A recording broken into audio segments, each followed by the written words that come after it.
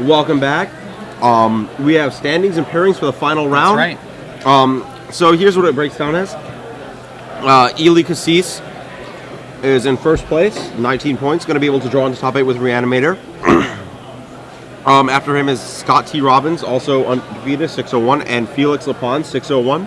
Real quick, with 3 people at X01, it's possible that one of them might get paired down well. Yeah, one of them will get paired down. If one of them one will get paired down, and if they get paired down with the wrong person, someone that's on the lower end of the standings, they could have to play, but it's not likely. So, Ely and Scott, assuming it goes just by pairings, 20 points, 20 points. Felix and Ben draw, let's say 19 and 19 points. So, Josh Seacrow and Jesus Causing, I believe. I don't really. Well, I mean, the thing is that pairings are not done straight up by standings. I think they're done randomly within. On the last round of Swiss, I'm pretty sure it's done straight by standings. Really? Yeah. I was surprised too when I found out. But we have Gerry T versus Paul Lynch as our feature match that's about to come up. So I'll sit here and work through some of the math. But so we know Gerry T's on this bug deck. Yep. He's playing the Team America style of bug. Mm-hmm. Basically, pretty classic. Snuff outs have been replaced by dismembers. Yep. Is he running Stifle? I forget if 3 Stifles. 3 Stifle. Okay. Yes. Just trying to think what else he's running. Probably he had 2 Vanilla Clicks, 4 Tarmogoyf, 2 Tombstalker, 2 Jace. Right. Were his those were his win conditions. Had a Miser's Pernicious Deed. Right. He had another Miser's card. It might have been like a Smother or something. I don't really remember. I don't believe it was a Smother. It was 2 Diabolic Edicts, 1 Pernicious Deed, 2 Dismember. You're right, there was one other Singleton. Yeah, I forget what it was. There wasn't. We're going to be getting to that match pretty quickly, so as soon as we get an opportunity, we'll be showing those cards, or Paul talking Lynch, those cards. On the left, one of my losses at the Grand Prix playing Merfolk, and Gerry Thompson on your right.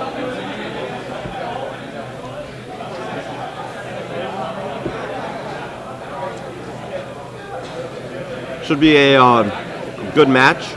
Paul's a good player, Gerry's a good player. I'm assuming he had the all-foil Merfolk deck, so I think he might still be on that today, but we'll have to see. Looks like Gerry goes to a mulligan.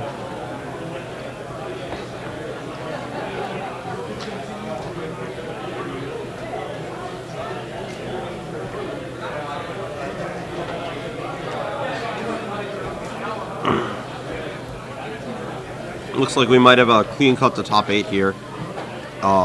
At all the people, not clean, I guess. With if Felix is paired against Ben, they get to draw in probably, and then the next match down looks like you can draw in ahead of Alex, Sean, and James Riekowitz, but they might not. We'll see. Yeah, a quick confirmation. You are correct. DCI Reporter is set up to make the final round be paired straight down the line by pairings, with the only exceptions being made for people that have already played each other. Mm-hmm. Wow. I did not know that. Yeah. Polluted Delta from Gerry versus Aether Vial from Paul Lynch. And Here that's wisely Force of Willed. And there's the fish. Yep. So it looks like Gerry and Paulette played out. Dan Musser and Riley Kern are going to have to play it out. Josh and Housing might have to play it out. They might draw. And depending on that, Alex John or James Winkeritz may or may not make top 8. Silvergill Adept revealing a Merfolk Regery. Yeah. Getting another Force of Will. Mm-hmm. And this time, alternate art, well, I should say altered art, Force of Will from Paul Lynch, tossing a mental misstep, keeps the Silvergill Adept resolving. Well, maybe. Gerry is now sacrificing a Polluted Delta, getting an Underground.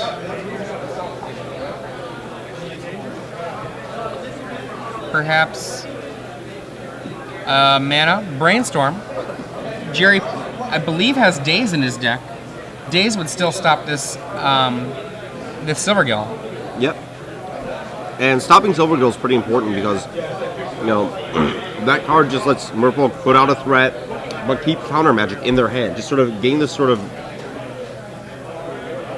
the cards just really matter in that deck because you're trading your cards for their cards semi-inefficiently in order to just get on board and keep them from sweeping you, and you just have to finish in time. And Silvergill Adept gives you the clock, and it gives you the cards. Paul draws, it resolves.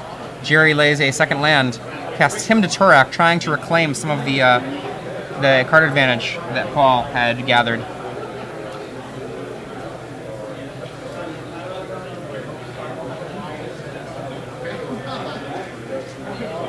Him to Turak getting Umezawa's Jite and Wasteland.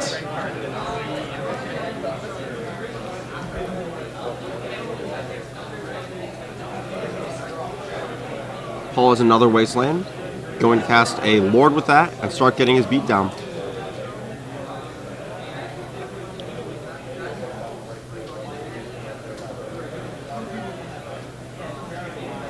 Dismember.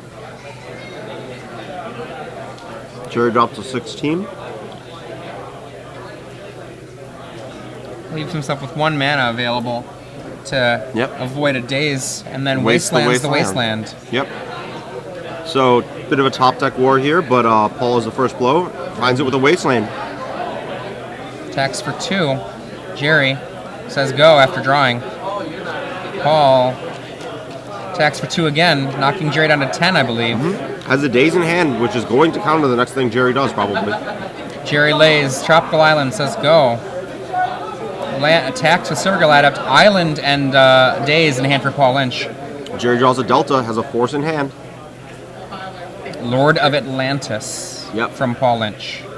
Paul debating whether he wants to cast it here or possibly wait. Probably just going to cast it. Lord of Atlantis comes down. The clock goes down to 3 turns. Silvergill attacks for 3. Paul opting to play his Island to play around him to Turak a bit. And Gerry's done. Yeah. And that's that. Merfolk's traditionally favored in this matchup. Well, we don't have deck lists right now. We know Gerry's going to bring in. I know he has. I seem to remember having a bit more spot removal, but he has another Pernicious Deed in the board. He has Ghastly Demise. That's what it was. Was that it? I'm trying to remember if he had Submerge or not. But not that works this way. My bad. Sorry. Never mind. Other way around. Yeah. I was thinking the other. My brain went a little tired for a second. Paul Lynch, we have not seen his deck list yet, so we don't know what his sideboard looks like. Yep. You were saying about Merfolk generally having advantage in this kind of matchup. The slower the bug duck, even more the advantage. Yeah. But basically the big part of the reason is Lord of Atlantis itself makes all of the Merfolks just march right on past any defenses. And the accumulating power of a tribal deck means that essentially you can't let 2 creatures get down on the table, let alone 3 creatures without being like on the verge of annihilation. Yeah. And Aether Vial just negates a lot of what Gerry has in his deck. I can see Stifle coming out of this deck. Looks like Ben in the background probably drew his match. Just chilling there. I don't see why he would be chilling around. I don't think he could lose that fast barring his opponent playing Charbelcher or something, just killing him on one both games. Yeah. Daze from Paul Lynch is also more effective, I think, because his clock is simply quicker. Gerry Thompson can expect a 5-turn clock from any threat he lays at best, and Paul can often, because he's got off a Tombstalker, but that's late. That's really late. Yeah. But Paul, Wasteland too. Gerry's deck has a very fragile mana base. Absolutely. This is Alex Bertoncini marching around the room, probably cheering about the fact that Gerry's going to lose playing for top 8. Well, not going to lose yet. We have to wait and see. I mean, knowing Alex, he's probably pretty excitable. Well, Gerry, I think, would hope to put up a bigger fight so that Alex will be disappointed. So we'll have to wait. We'll see. Yeah, and this is for the top 8. This match is for a guaranteed spot in top 8. X1 record to the winner of this. According to Swiss, if the Swiss rounds play out as they if Swiss is played out in the form as described by Wizards, X1 will in fact top 8 every single time.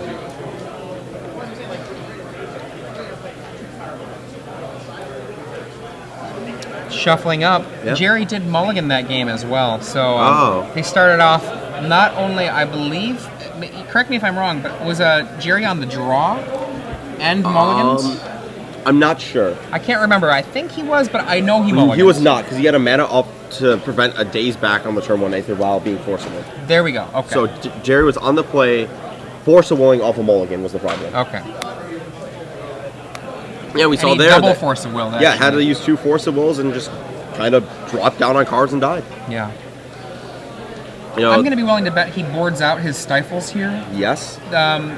Maybe boards out, depending on how much creature kill he has. If he has days, I can see that going out for sure. Okay, let's go here. Start with Gerry. Gerry's right here. Ponders the singleton.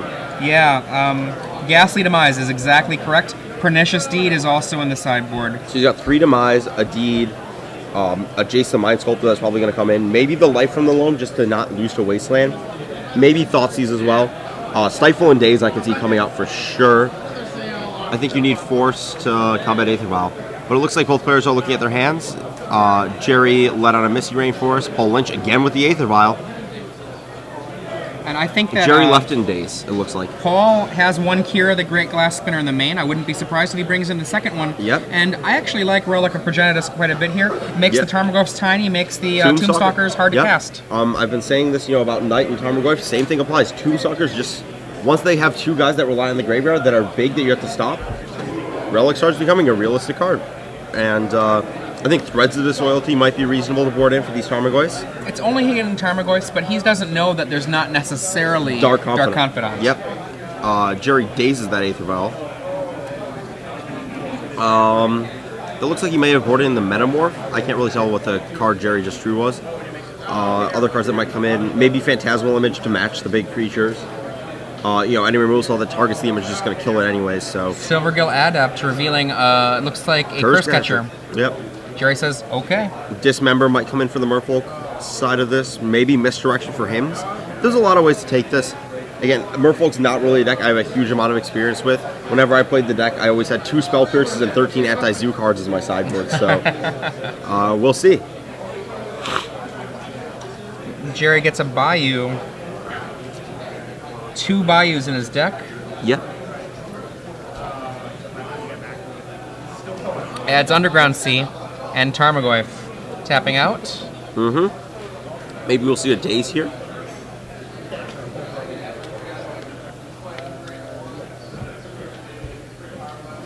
Paul flips through his hand, and I think that Goyf is going to stick. Yep. Looks like it's a 3-power Goyf. Paul untaps.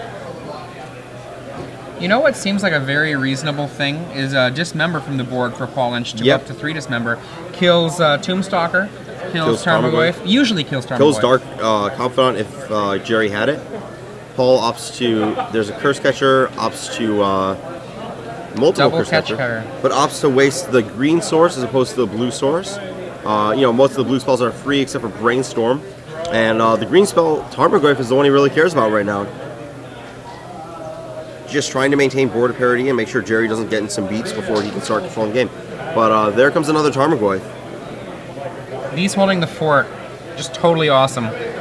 Yep. Now, even though Paul doesn't have anything going right now, all it takes is a Lord of Atlantis or a Marrow Regery for suddenly the abilities, sorry, not the abilities, but for the Merfolk to build up to such a large army that he could overwhelm Gerry those very are easily. Basically, each of those creatures applies more power than each of those Tarmogoyfs. Paul has nothing on his turn, probably just has a lot of counter spells in his hand. Probably loaded up on Missteps if he didn't counter the Goyfs. Also possible he's just loaded up on cards that don't really match up against these Goyfs. Thoughtseize. Gerry Thompson drops Thoughtseize. Misdirection. Tossing, is that a Curse Catcher? Yep. And Gerry looks at his own hand. I believe Thoughtseize, I don't know if it's look or reveal, but he does have to choose a card if it's there. I think the new ones are reveal because you have to confirm that they chose, you can't say, oh, don't have anything. You have to reveal.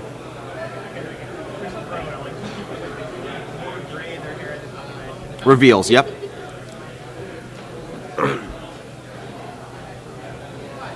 There we go.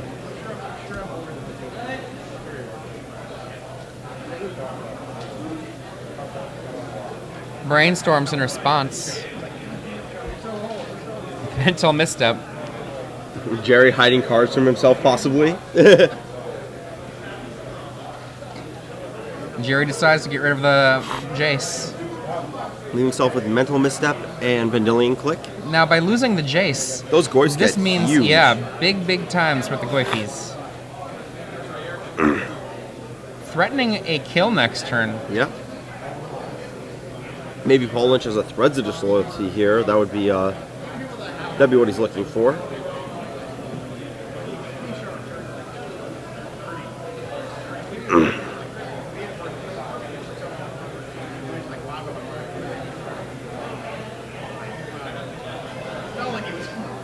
This is a critical turn for Paul. Yeah. I think he really has to make a move on the board, otherwise. Looks like he has a Dismember, so. Which won't kill a Goyf. If he blocks with Curse Catcher, it will. Fair enough. After blocking, yes. He's probably going to play a. Actually, yeah. No, he can't because of the life it costs him to. Yeah, he realizes he made the mistake with attacking with the Curse Catcher. He's supposed to block them both. Dismember down the 1, go to 3. He has to pay 4 life to cast that Dismember. Yeah. So had he, instead of attacking with both the Curse Catchers, left them both back, he could have traded essentially Curse Catcher and Dismember for a Tarmogoyf and possibly drawn out of that. Well, 2 Curse Catchers and Dismember for a Tarmogoyf. No, because Tarmogoyf goes to a 0-1. It's a 5-6. But it does go to a 0-1. Yep. There we go.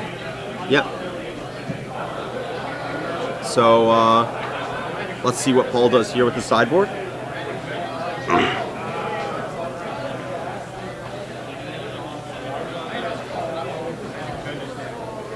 It's possible. One of the things that, let's say he did not bring in the Threat of Disloyalty, which maybe it's not right, maybe it is right. After a game like that, where you just get owned by a Tarmogoyf, it can be very, very tempting to be like, Threads. I better not let that happen again. That's not often the correct way of going about it. Your decision hopefully was right the first time, and it's not going to be different now that you had one game go one way. That's Gerry, results-based testing. That was his line, right? It's been a line for a long, long time. I vaguely remember, he was the one that really brought it up. The Cruel Ultimatum states there was a list from, I believe, Texas that just won with 25 lands, and he's like, don't copy this list. Yes, it won. It has 25 lands. It's casting Cruel Ultimatum. I mean, I think that this gets brought up every about 4 or 5 years. Yeah. And everyone goes, oh my god! Yeah.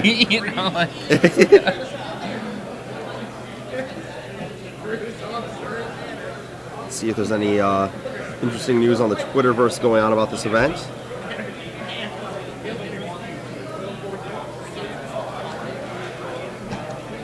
See Alex Lynn talking about how Gerry Thompson and how he likes, I guess, that he looks presentable. Yeah. Discussing the, I don't know. Maybe Gerry's just cold. I believe that.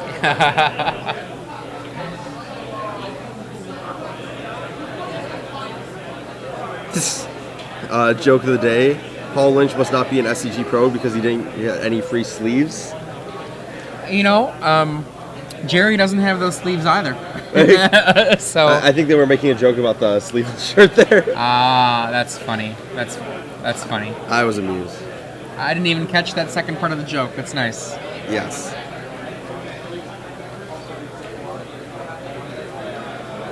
And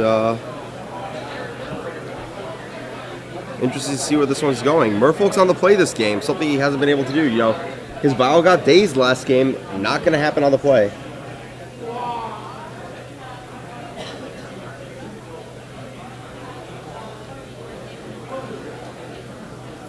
This is Gerry's second feature match today. Yeah. Island from Paul Lynch to start. A little bit of a waity wait. He's figuring out if he wants to do anything else. Maybe he wants to Curse Catcher. Maybe he wants to save that to split to Force. Gerry has the Singleton Ponder. Paul Lynch gives it the thumbs up. So this actually makes 2 formats right now for this weekend. Gerry running 1 Ponder. I hope it's the same copy of the Singleton Ponder. I really hope. I'd be willing to bet both of his decks were together without, I'm guessing 8 mental missteps, for example, between the 2 decks. 8 different ones? Yeah. 8 different borrowed ones, you mean? Yeah. I believe it. Gerry says go after arranging his library. Looks like he has a force. Paul's hand, can't really see. Got an A second island. There's a Coral Helm Commander. We have not seen this yet from Paul. It's a card that... It rivals the creatures that Gerry has in terms of size. Gerry has a Wasteland as a second land. If Tarmogoyf gums up the world, Coral Helm Commander can go to the air. Yep. I see a Tombstalker, I believe, from Gerry Thompson. Is that a Spell Pierce in Paul's hand? Paul goes for another Lord. Maybe just leveling up the Core Helm. Bashing just for 2. Average blue creature size. Blue for our Grizzly Bears. Getting in there. Attacking for 2 has been a long time historical okay thing to do. Yep. You know, sometimes just got to get into the average beats. Yep. Sometimes just got to back up the average beats with the average counter spells. And you know, a lot of the times people really don't know what to do against that. Time is short. Dismember makes Spell Pierce. Yep, there's the Spell Pierce getting use. That's 4 life that Gerry has to pay to use Dismember. Basically, letting Paul Lynch Fire Blast in there on that exchange. Mental Misstep. Mental Misstep. Is this going to be the fight? Nope. Okay. And Coral Helm Commander is dead. Paul Lynch accepts that the commander is going to die. Maybe going to try. Nope, no land. Gerry lays a 3rd land. One off of the Tombstalker. Rainforest.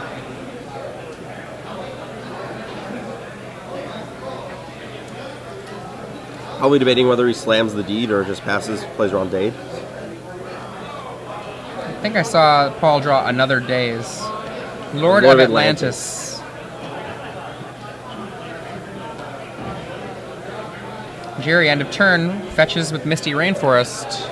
Might be in response, not sure. Looks like he has Force, Jace, Tombstalker, Deed. I don't know, Gerry's in a pretty good position to take this game. Gerry looks like he's in excellent position. Paul didn't really have any explosive starts here. It's a fair point from Jonathan Paramenter. A better way to put what I was saying earlier. It's Gerry Thompson's 2nd feature match in the Legacy Open. This is his 3rd one today. Is it 3rd or 4th? Third one today. Yep.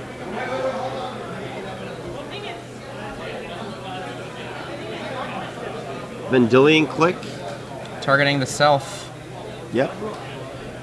Now remember, Lord of Atlantis does not give itself Island Walk. Gerry draws another Dismember. And Vendilion Click might start putting the clock on. Is that a Deed? Yep. Deed is the awesomest. You were testing the Baron earlier, right? Yep. Lots of Deeds in that one. Deeds are awesome. Unfortunately, they're not great against Hivemind, but they're good against most decks. Paul Lynch facing down an active Deed, which kills a lot of his guys without killing, say, a Tombstalker. Yeah.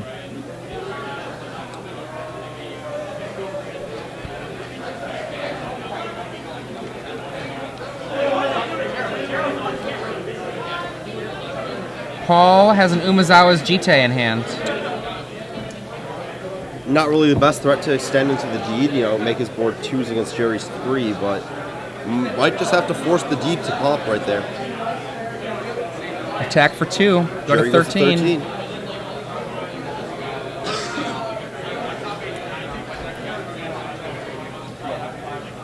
Looks like Josh Jacobson just made top 8 of the Draft Open. Congratulations to Josh.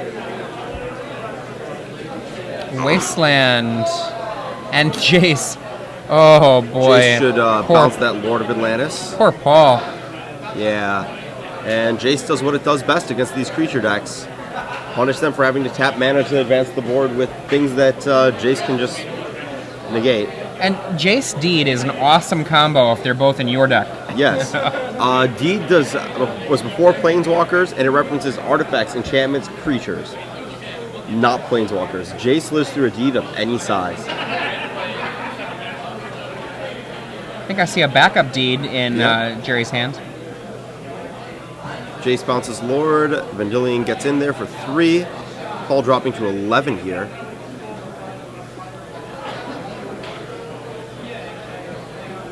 Backup deed. Just drops the second deed. Get it into play. Blow the first one for 2.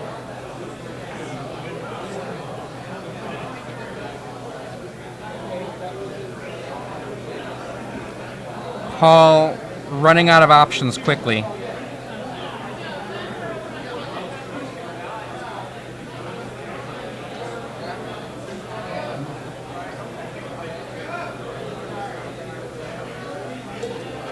Tapping 3, Mirror Regery. Yep. Well, for him at least it costs 3, so Deed can't really clear it away here. But I think Deed's going to be aimed at that Jite, and Ghastly Demise is going to be aimed at that Regery. Gerry draws an uncastable him, but he's probably just going to put Jace back up and try and dismember the Lord. I think you dismember first, just watch the fight happen, see if you want to make that Vendilion stay home. Probably don't even need to blow the Jite. Yeah, just start the fight after Paul equips them, uses the mana to equip, I think. And Paul is Immutavault too. Yeah, just pass the turn after Jacing up to 3. Probably Fate Seal him. I'm waiting to see. I mean, I don't know all of Gerry's hand. Yeah. Yesterday's top 8 competitor, Alex John, won his match, potentially in top 8 contention at 6-1-1 right now. Gerry puts to the bottom Paul Lynch's card. Wastelands the Mutavaults. It's going to pass with Dismember, Ghastly Demise, and Daze Mana Off.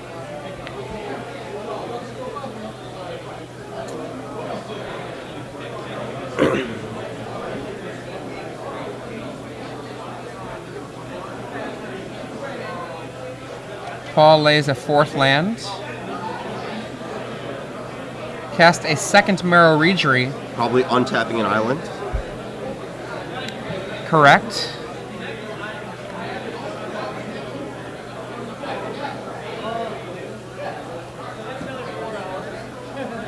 Marrow Regery attacks Jace for 3. Time for a Ghastly Demise. Ghastly Demise goes for it. Mirror Regery down. Paul equips Jite second main phase. And is probably just going to get bounced. Gerry doesn't really want to waste this Dismember. Just may as well get the value he can. Gerry debates EOT Wastelanding, but it's never right to... Well, I won't say never, but if you're looking at just EOT Wastelanding versus your turn, unless you're killing an untapped land, really no difference, because the Wasteland could waste on your turn, waste on their turn. You know, the option to tap for mana on your turn is the same as, you know, if you don't have it on your turn versus their end step, just... I think Paul's all islands, though. I think that he was considering an end-of-turn Dismember, and then it was like, nah, never mind. Doing exactly what you said, which is to not bother. Yep. Paul taps 2. Looks like he's just going to try and get Lord of Atlantis on the table, but that doesn't seem very good.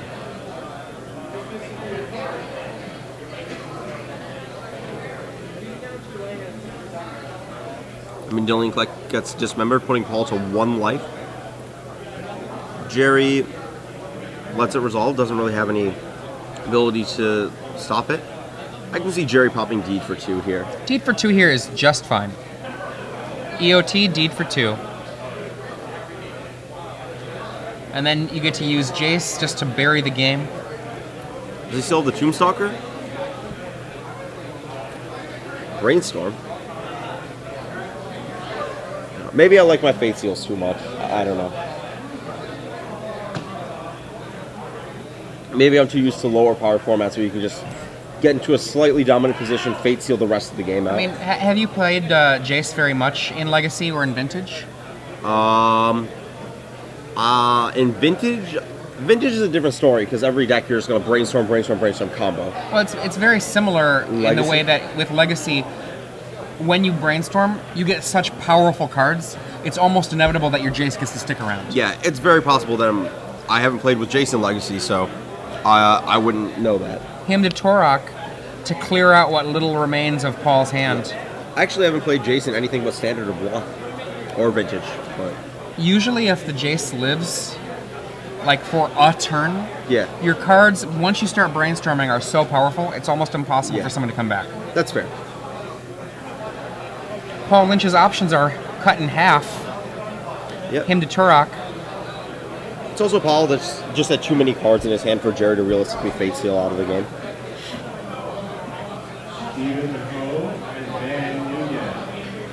Again, Lord of Atlantis. Gerry lets it sit. Gonna probably jam this Tarmogoyf down. Or actually, he might just be like, wait, there's Threads of Disloyalty. Let's just win with Jace here.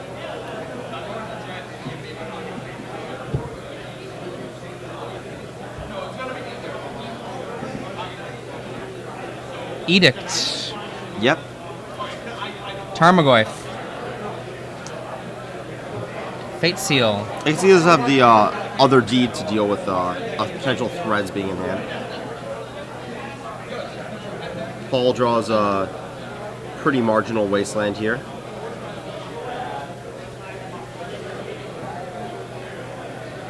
He has the Threads. Threads. Go ahead, take it, says Gerry. Sure. Gonna bounce it back to my hand with Jace. I missed that one the first time around. There we go. That's what it is. Which one, says Gerry? Second black. Second black or the Wasteland, I would say. Yeah. Wasteland might have been better. Jerry's like, give me back that Tarmogoyf. I'm going to cast it. Jace performs his own Threads of Disloyalty impression.